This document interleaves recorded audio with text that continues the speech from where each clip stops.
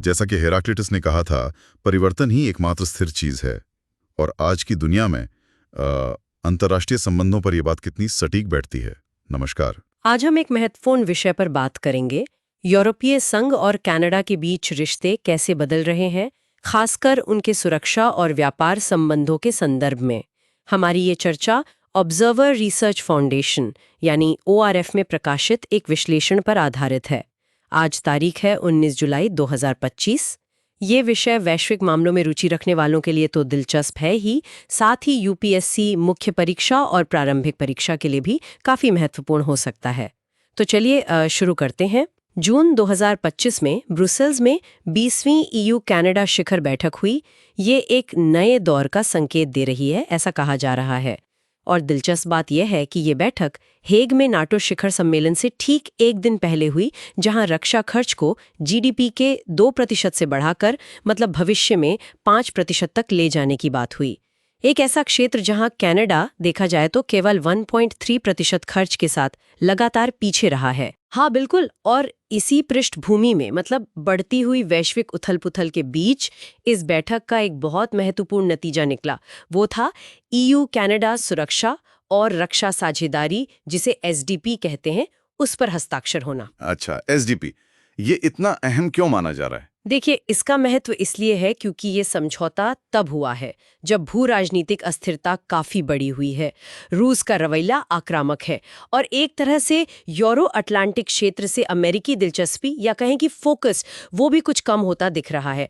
तो ये समझौता यूरोप की जो अपनी नई रक्षा संरचना बन रही है उसमें कनाडा की भूमिका को मजबूत करेगा, औपचारिक बनाएगा। और इस SDP में है क्या? मतलब कनाडा को इससे क्या मिलेगा? इसके तहत कनाडा को यूरोपीय संघ का एक नया काफी महत्वाकांक्षी रक्षा खरीद कार्यक्रम है, रीआर्म्ड यूरोप रेडीनेस 2030, उसमें भाग लेने की अनुमति मिलेगी। इस पहल का लक्ष्य है करीब 800 बिलियन यूरो के रक्षा खर्च को संगठित करना। इसमें 150 बिलियन यूरो का एक सिक्योरिटी एक्शन फॉर यूरोप यानी सेफ उपकरण भी शामिल है। 150 बिलियन सेफ में? हाँ, लेकिन यहाँ एक बात ध्यान देने वाली है। कनाडाई कंपनियों को सेफ तक यूरोपीय निर्माताओं के बराबर पहुंच पाने के लिए एक पूरक समझौते पर हस्ताक्षर करने होंगे। अच्छा, तो एक और कदम बाकी है उसके लिए। लेकिन फिर भी कनाडा के लिए इसका क्या मतलब है? जाहिर है वो अमेरिकी बाजार पर बहुत निर्भर है। हाँ, बिल्कुल सही कहा आपने। अभी कनाडा अपना लगभग 50% सैन्य उपकरण अमेरिका को निर्यात करता है और अपने रक्षा बजट का करीब 70% अमेरिकी साजो सामान पर खर्च करता है। तो ये निर्भरता काफी ज्यादा है। जी, तो ये SDP एक तरह से इस निर्भरता को कम करने का एक तरीका है। यूरोप का रक्षा बाजार बढ़ रहा है, उसमें पहुंच बनाने का अवसर है।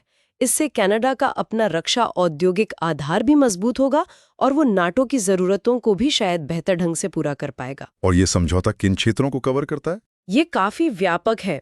इसमें समुद्री सुरक्षा है, अंतरिक्ष सुरक्षा है, रक्षा औद्योगिक सहयोग है, नई टेक्नोलॉजीज हैं, हाइब्रिड खतरे, आतंकवाद विरोध, मतलब सुरक्षा और रक्षा का लगभग पूरा स्पेक्ट्रम कवर होता है।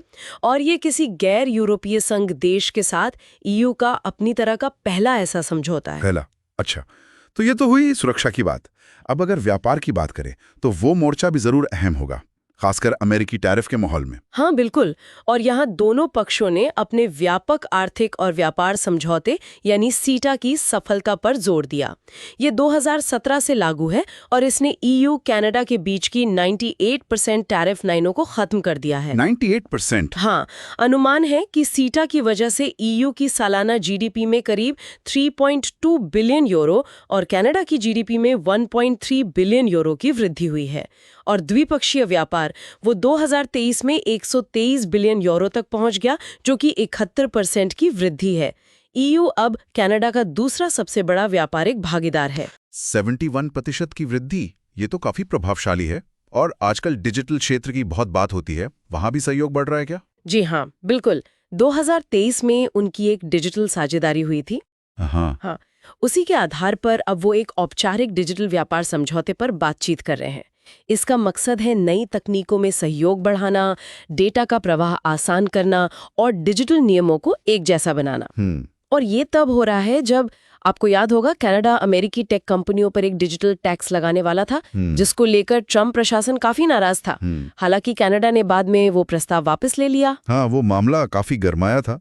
एआई जैसे क्षेत्रों में भी सहयोग की बात है। हाँ, आर्टिफिशियल इंटेलिजेंस में भी गहरे सहयोग की संभावनाएं तलाशी जा रही हैं। घोषणा कर दी कि अगर 1 अगस्त तक कोई समझौता नहीं होता तो कनाडाई आयातों पर 35% टैरिफ लगेगा और साथ ही यूरोपीय आयातों पर भी 30% टैरिफ की धमकी दी गई है। हाँ, और अगर हम इन सब चीजों को जोड़कर देखें तो इसका राजनीतिक प्रतीकवाद बिल्कुल साफ है। कनाडाई प्रधानमंत्री मार्क कार्नी का बयान है, वो कहते हैं, गैर यूरोपीय देशों में सबसे यूरोपीय होने के नाते कनाडा सबसे पहले यूरोपीय संघ की ओर देखता है। और उधर यूरोपीय आयोग की अध्यक्ष उर्सुला वॉन डेर लेयन ने कहा, कठिन समय ही सच्चे दोस्तों को सामने लाता है।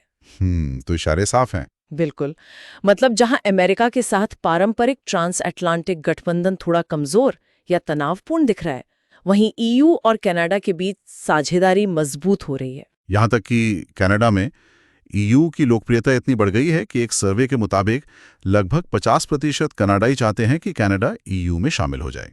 और अप्रैल 2025 में मार्क कार्नी की जो चुनावी जीत हुई थी, उसे भी काफी हद तक ट्रंप विरोधी लहर से जोड़कर देखा गया था। अब तो सीटा प्लस मॉडल की भी बात हो रही है। हाँ, यानी मौजूदा व्यापार समझौते से भी आगे जाकर और गहरे रणनीतिक जुड़ाव की बात हो रही है। तो कुल मिलाकर तस्वीर यही है कि वैश्विक अनिश्चितताओं के बीच और शायद अमेरिका पर निर्भरता कम करने की कोशिश में यूरोपीय संघ और कनाडा अपने संबंधों को खासकर व्यापार और सुरक्षा में गहरा कर रहे हैं, उन्हें नया आकार दे रहे हैं। ये निश्चित रूप से एक अहम बदलाव है वैश्विक मंच पर। हाँ, ये एक महत्वपूर्ण बदलाव है, लेकिन आगे के लिए सोचने वाली बात ये भी है कि ये साझेदारी लचीलापन तो देती है, पर भविष्य में क्या होगा? मतलब क्या यूरोपीय संघ के अंदर की अपनी बदलती राजनीति या फिर अमेरिकी विदेश नीति में कोई संभावित बदलाव इस नए बनते ईयू कनाडा अक्ष को फिर से प्रभावित कर सकते हैं? क्या कुछ पुरानी निर्भरताएं बनी रहेंगी या किसी नए रूप में सामने आएंगी? ये सवाल बने रहेंगे। बिल्कुल, ये सोचने वाले प्रश्न हैं। तो उम्मीद है कि ORF के लेख पर आधारित ये विश्लेषण जानकारी पूर्ण रहा होगा, खासकर उन लोगों के लिए जो UPSC या दूसरी परीक्षाओं की तैयारी कर रहे हैं या फिर वैश्विक मामलों में गहरी रुचि रखते हैं।